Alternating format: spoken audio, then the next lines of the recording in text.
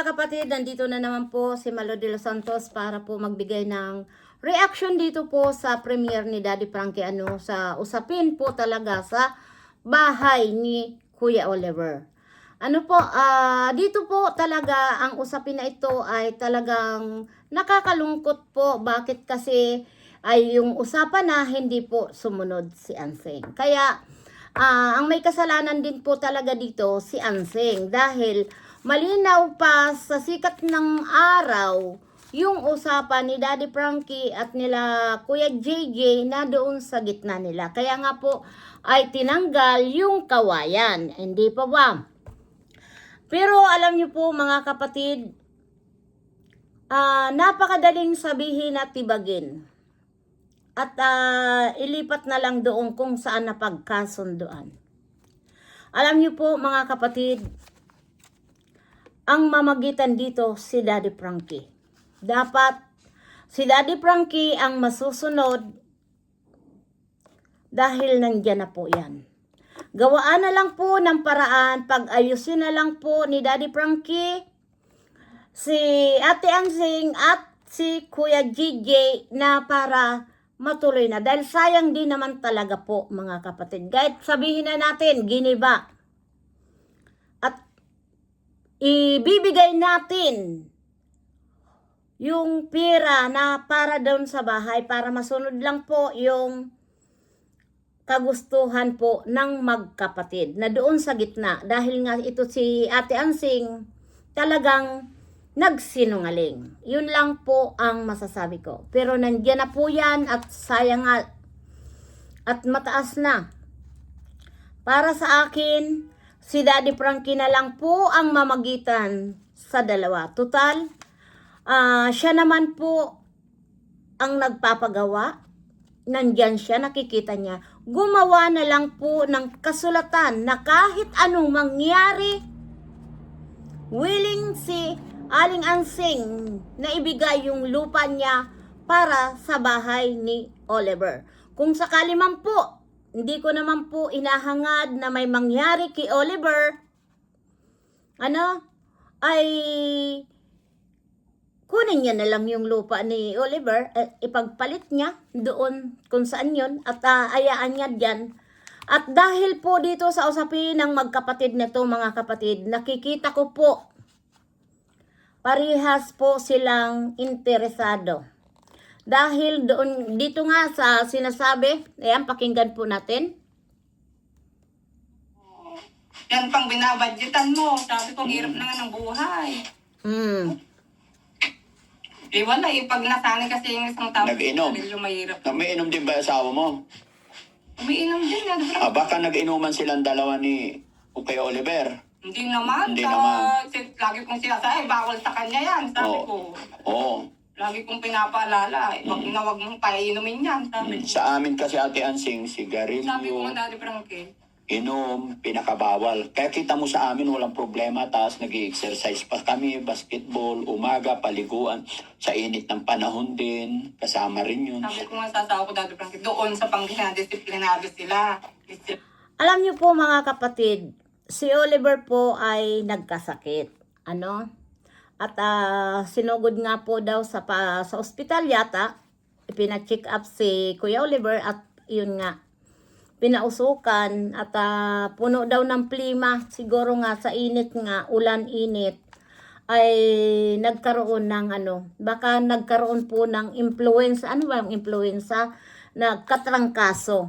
Kaya masakit ang katawan na hindi makahinga dahil puno nga po ng plema. At dito po sa usapin na ganito, talagang nakakaawa po si Oliver. Kung wala naman po talagang mag-aalaga na yung talagang aalagaan, yung malasakit talaga bilang isang kapatid. Dahil sa nakikita ko po mga kapatid dito kay Kuya JJ, hindi niya talaga kayang alagaan din si Oliver dahil nga bukod sa may trabaho, umiinom, inom ng inom, at saka po nakita natin na yung sinabi niya po na siya daw ang nag-aalaga noon, that time, na sa loob ng 20 years na hindi naman namatay, kailangan pa po bang mamatay? Ano po? Dahil nakita naman natin po yung pag-aalaga, pag-aaruga ni Kuya GJ na parang ginawa niya po na kalabaw na ipinastol. Bibigyan niya lang po ng tubig sa labas para doon po kukuha ng inumin. Alam niyo po mga kapatid, kung ang isang tubig po na nainitan at ininom, ano po, magkakasakit po yung taong pinaiinom mo na galing sa init, nabibilad yung tubig. Kaya nga po, pinag-aralan kong mabuti po yung sitwasyon. Ano? Ngayon po na nagkakagulo po sila sa bahay ni Kuya Oliver na pinatigil nga ni Kuya JJ, medyo po masakit sa ulong usapin yan. Dahil kapatid mo, para lang may mga bagay po na talagang hindi tayo po makakarelate po, di ba? Pero sa akin, napakadali po sabihin na parehas po sila. Na si Ansing may interest, si Kuya JJ parang nagsisilos din, di ba? Dahil si Ate Ansing ang nakakalamang, di ba po? Nakakalamang po sa lahat na biyayang natatanggap ni Kuya Oliver. Imagine, nakakuha ng 30,000 palaki Daddy Frankie. Oh, saan yun nadala? Siyempre po, si Kuya JJ, parang magsisilos po yan. Bakit? Nakatanggap ka pala ka ng 30,000, ako wala. Kaya yung nag-iisip po sila. At kagaya nga po, sabi nga dito, pakinggan po natin muna. Naninigarilyo. Yes, bawal talaga. Yun yung reason kung bakit may gate ako. Kasi useless yung pagpapagamot natin sa kanila. Kaya mapansin mo nung nandoon maraming prutas sa lamisa, yun ang paglibangan nila. Tapos manood lang sila ng TV, paghapon, mag-basketball, yun, makipaglaro sa mga aso namin tuta. Pero pag ginagawa ng bahay na Daddy Frankie, sabi ko sa tap, magpagawa ka ng ring para may pag-basketballan siya. Gusto mo pagawan natin siya ng ring. Hindi, yung asawa ko na lang mayroon dyan na paggawa ng basketball. Yung poste na lang yung papatayin. Para maglaro din yung mga anak ko, malibang-libang sila. Ilan taon ba yung anak mo panganay? 11 na lang. 11. Tapos- Babae yun Ay lalaki. Tapos yung pangalawa lalaki din. Lalaki din. 7. Ilan anak mo talaga? Tatlo. 11 yung panganay, pangalawa, 7, tapos yung bunso. Nahihiwagaan lang kasi ako, Ate Ansing, kaya kinaklaro ko rin yung mga anak mo kasi yun nga, yung sinabi ni Kuya JJ nakaraan, bakit sinasabi niya na aangkinin ng mga Sabi anak mo? lang niya yun, Daddy Frankie. Baka siya yung nag-iisip. Alam niyo, Umangkin. Alam niyo po mga kapatid, yung naiisip kasi ni Kuya Gigi, baka kasi alam niya sa ugali ng kanyang kapatid na ganun nga. Kasi minsan naririnig natin na kung ano-ano ang hinihingi niya, hindi siya nakukontento talaga kung anong mayroon po na ibinigay sa kanya. At kahit nga pera ni Oliver, kinukuha niya. Sa bagay, kung talagang naman ibibili ng sigarilyo, mas mabuti pang ibili ng pagkain. Diba po? Kaya sabi ko nga dito, kung si Daddy Frankie, dapat hindi na pera ang ibinibigay kay Oliver, yung pagkain na lang po. Para sure na hindi siya talaga maninigarilyo. At saka dito po sa usapin, mga kapatid. Dito babalik tayo dito kay Kuya JJ, kagaya nabanggit nga po na kaya hindi tumutulong sa pag-ano ng kawayan si Kuya Gigi dahil ang alam ni Kuya Gigi, bibilihan ng motor si Aling Ansing. Pero nagkakamali po kayo dahil hindi po yan gagawin ni Daddy Frankie na bibilihan ng motor si Ansing. At sana Daddy Frankie at nandiyan ka naman, sana ikaw na ang mamagitan na gawaan na lang pong kasunduan sa magkakapatid na ang bahay ni Oliver hindi pwede ni sino man aangkin ni si Ansing. Kahit siya nag-aalaga, wag po niyang angkinin. Titingnan natin po mga kapatid, pagdating ng araw, kung talaga si Ansing na talagang naaalagaan niya, napapainom niya ng gamot or maayos ang kalagayan ni Kuya Oliver, makikita naman po yan ng mga viewers at nandyan naman po si Ballpoint Man, silang mag-asawa, makikita po yan at makikita. Ano po? Kasi mayroon po na masisilip po talaga ang ginagawa ni Ansing. Yun na lang po, kung hindi niya po napapainom ng gamot at gumagawa po siya ng kasinungalingan, malalaman po yan dahil po aatakihin po si Oliver at pag iyan po dinala sa pagamutan, malalaman na hindi umiinom ng gamot. Kaya bumabalik ang sakit ni Oliver. Sa ngayon nga po ay nagkasakit at pakinggan po natin uli. Diba, yun nga, ayaw niyang tumulong dyan sa kawayan. Ako lahat ang nagkamit dyan, akong nagpusa para sa kapatid ko. Sabi ko, tumulong-tulong ako niya. Hindi, kasi nahihiwagaan ako kasi sa edad ng mga bata na yan, 11, 7, 2 years old, kahit sabihin natin 15 years old, hindi mo pa makikitaan ang mga bata na interes kung ano man, madalang. Kumbaga, ang priority, makikita mo sa bata, mga kababayan, is mag-aral, Paglalaro, kumain, matulog. Yun lang makikita mo sa bata. Saka nakapokus sila sa pag-aaral nila. Yes. Saka Pero, pinapaunawa ko sa mga anak ko na tito nyo yan, kapatid ko yan, huwag nyo pakitaan ng masama, mahalin nyo. Yun ang itinuturo ko sa mga anak ko, unawain nyo.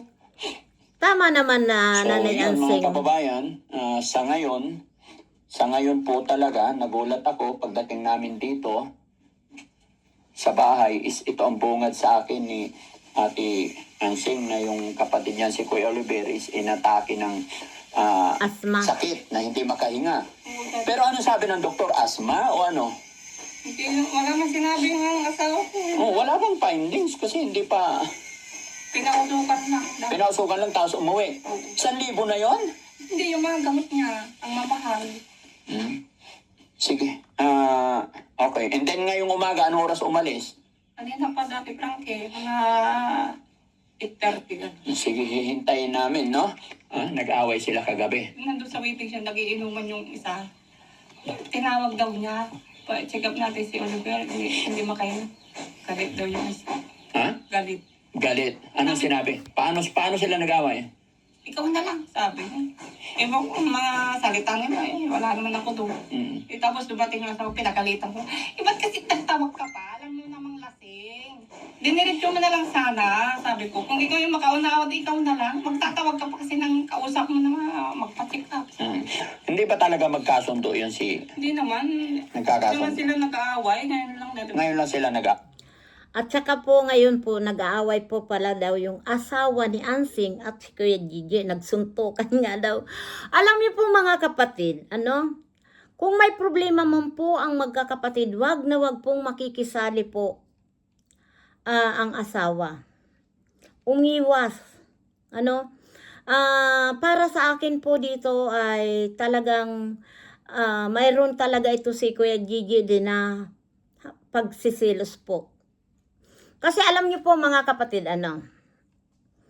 ito ay naisip ko po talaga, mga kapatid. Ewan ko kung naisip niyo rin.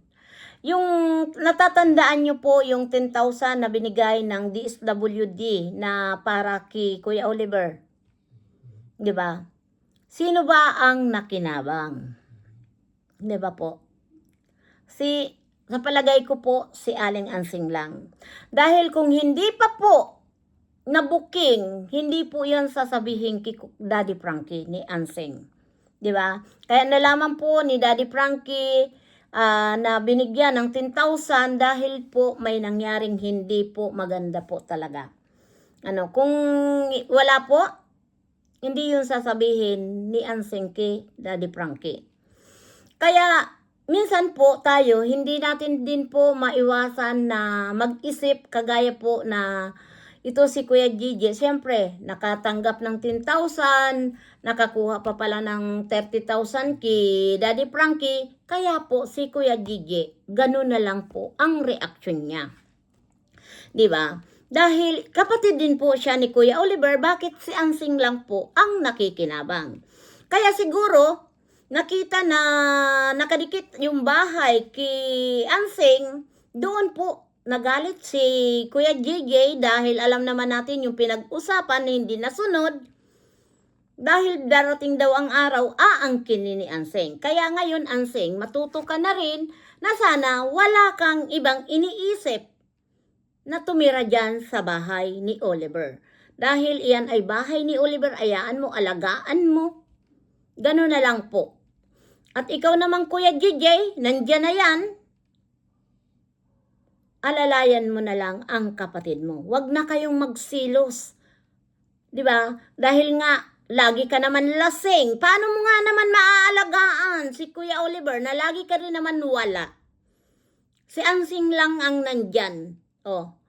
Kahit pa isinumbat ni Ansing yung pag-aalaga niya kay Kuya Oliver, talagang mahirap po talaga ang mag-alaga nang may ganyan pong karamdaman. Ano pa? At ipatuloy po natin. Ayoko nag-aaway sila. Ayoko rin. Huwag naman sanang umabot sa magsakitan. Okay lang magsabihan ng sama ng loob. Sabi Tama. ko ng umaga, magkipag-ayos ka. Sabi ko, ayoko yung ganyan. Sino makikipag-ayos? Ang asawa ko. Oo. Hindi, bibili ako ng gloves. Huwag naman.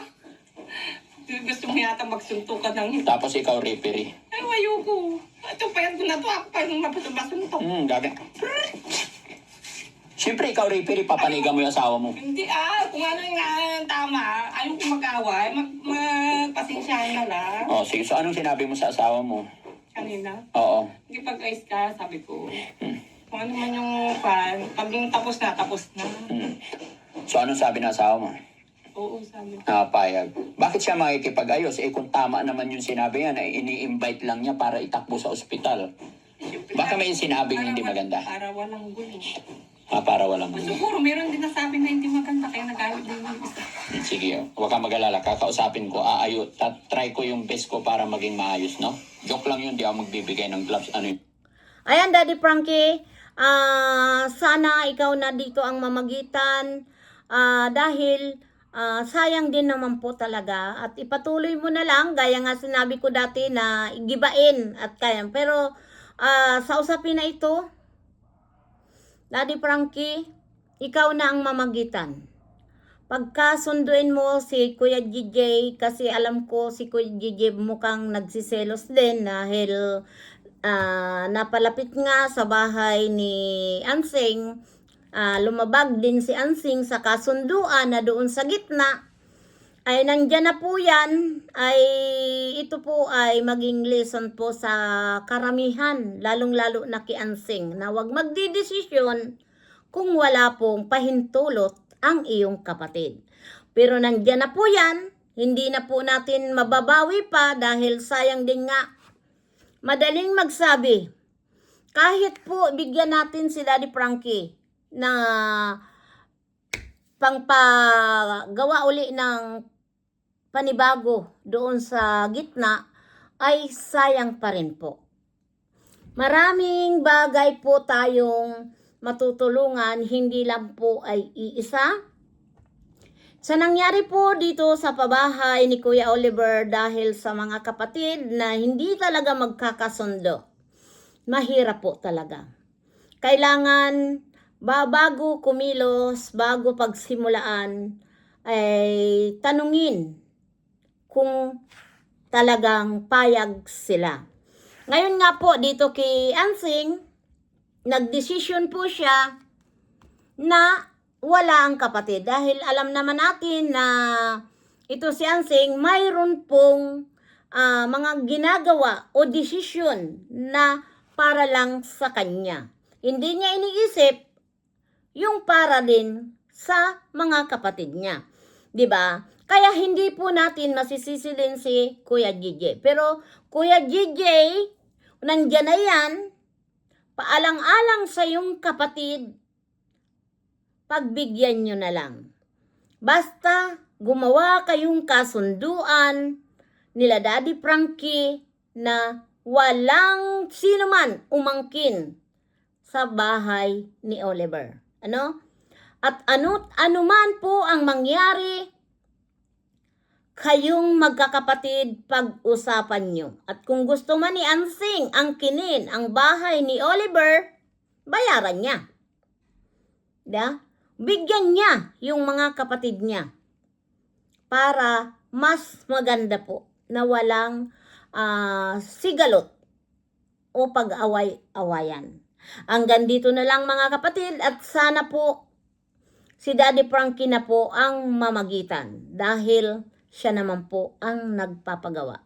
Dahil kaming mga sponsor, nandyan lang kami na nakasuporta kay Daddy Frankie. Marami pong salamat sa inyo mga viewers na alam kong nag-iinis din kayo, pero wala na tayong magagawa at nandyan na po yan. At sayang din talaga ang effort ni Daddy Frankie. Di ba? Kaya hanggang dito na lang mga kapatid, suportahan po natin si Daddy Frankie at ang kanyang team.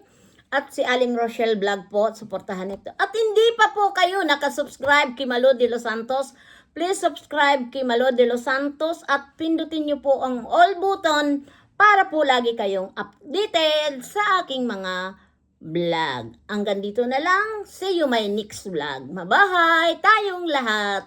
Kapag may alam, lagi tayo pong makiramdam. Diba? Mabuti na yung may alam para hindi tayo malilinlang. Nagaya po dito sa ginagawa ni Ansing. Marami pong salamat. We love you so much mga viewers. God bless you po. We love you.